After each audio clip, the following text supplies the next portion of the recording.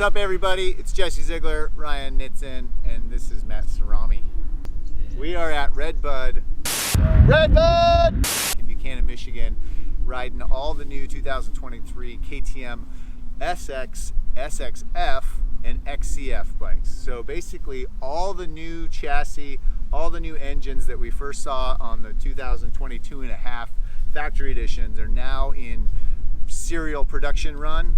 All the new motocross bikes are going to get all those updates, new frame, new engines, new body work, new swing arm, new suspension settings, new electronics package, and also excitingly carrying over into the XC line of competition 4-strokes here this week.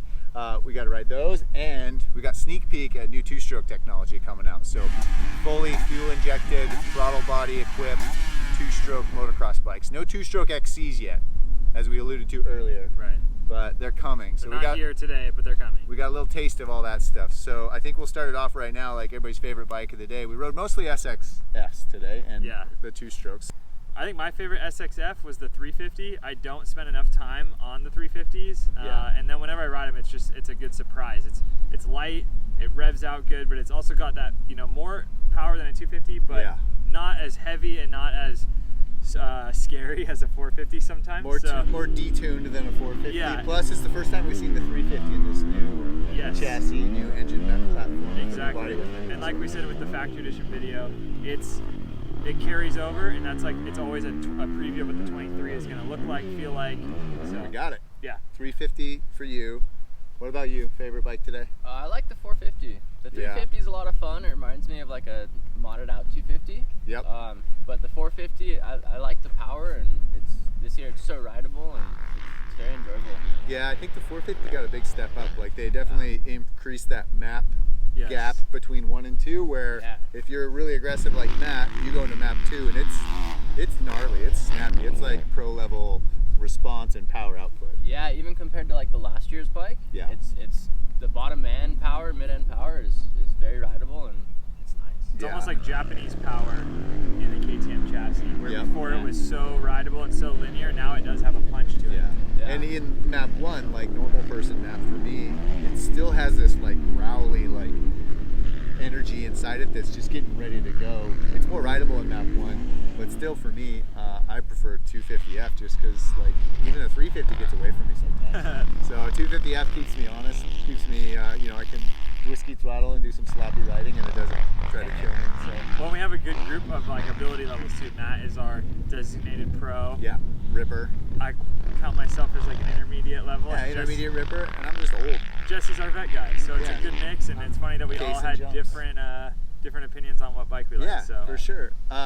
I rode the XC 350 quite a bit today because the 350 XC is literally like the most successful bike under the KTM racing semi-trucks all over the world. I mean, they got National Enduros, GNCCs, there's people that race them in every off-road racing scenario, and they're just dominant in most of the racing that they do. So getting the new generation of what will probably continue to be the most dominant platform of off-road racing, getting to try that here in the closed course competition. We're not talking PDS suspension and open cartridge forks and woods bikes really. These are, GNCC, National Enduro top guys race these, but really made for on the West works Coast, racing, Grand that kind Prix, of stuff. And GPC They're just the most versatile class of bikes ever made, the XC line, and KTM just continues to crush it. Like the bike is so rideable. It's got softer suspension settings than the SXF, so like for a vet guy on a moto track, it's totally great. Like you're just going to be smashing over bumps that would normally be like annoying you painfully with your vet arms. So like they're cool bikes. I'm really excited to get the 2-strokes XCs. I think those are going to be money, but that segues really well into the 2-strokes we got to ride today, which were 125, 250, and 300 SX, which is an awesome mix. Well, yeah, it's a great mix, and with the new technology that the bike has. So they all look exactly the same. I think that's really cool when they keep the brand image the same. Yep, 250 and 300 share a frame, but the 125 is its own frame. Generally, because the engine's so small, they got to get the mounting in the right spots. Right. Share the same updates on ergonomic updates and sort of the plastic interface and the composite subframe and that kind of stuff that all the new KTMs get. But really we're talking pre-production P3 models. So these are like the last development cycle models that all the R&D teams get to finalize ECU mapping for one. Suspension settings are pretty much dialed, but the crazy thing about the ECU in this is not only did they develop a throttle body based fuel injection system with 2 injectors that basically one starts when you start cracking the throttle, one injector is priority, then they overlap as you open the throttle, and then you get to the top end, the other injector is the priority injector. So that system's in one.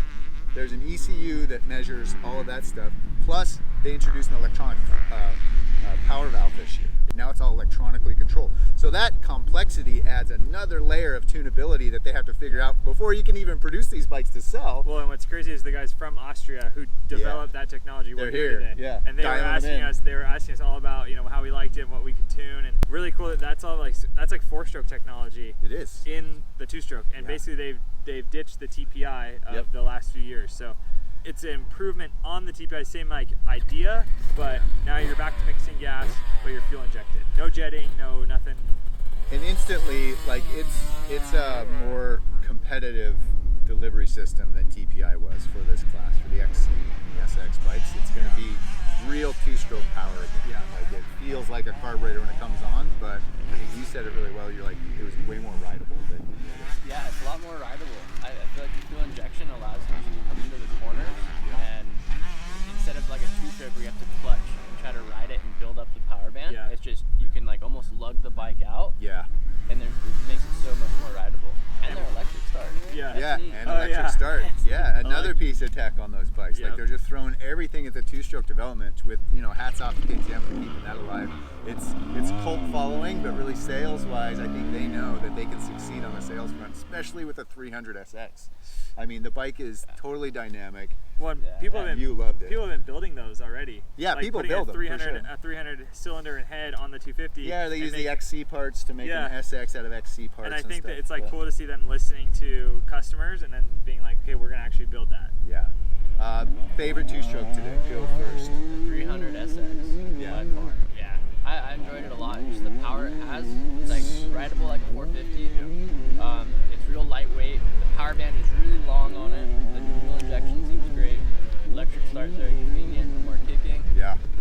And just it's on a really familiar chassis. It's on a good chassis, so it's I think all around it'll be a competitive bike for people who are racing, and a fun, reliable bike for people who just like to go out and ride. For sure, I think it's a great platform. People like me are going to love that 300 SX for a motocross bike because they're going to be lazy and it's going to just be like automatic. Like you don't have to hope your jetting's right when you come into that turn, like you were saying. Like it's going to be right, especially as they keep doing it. Now you can go race events like for us in SoCal. We can go race Mammoth on that bike and not have to worry about jetting. No, you just show up. You could just show up and like guys who ride in the mountains or travel to the mountains to go ride. Like when that comes out in the XC platform, that's going to be a huge added bonus for those guys.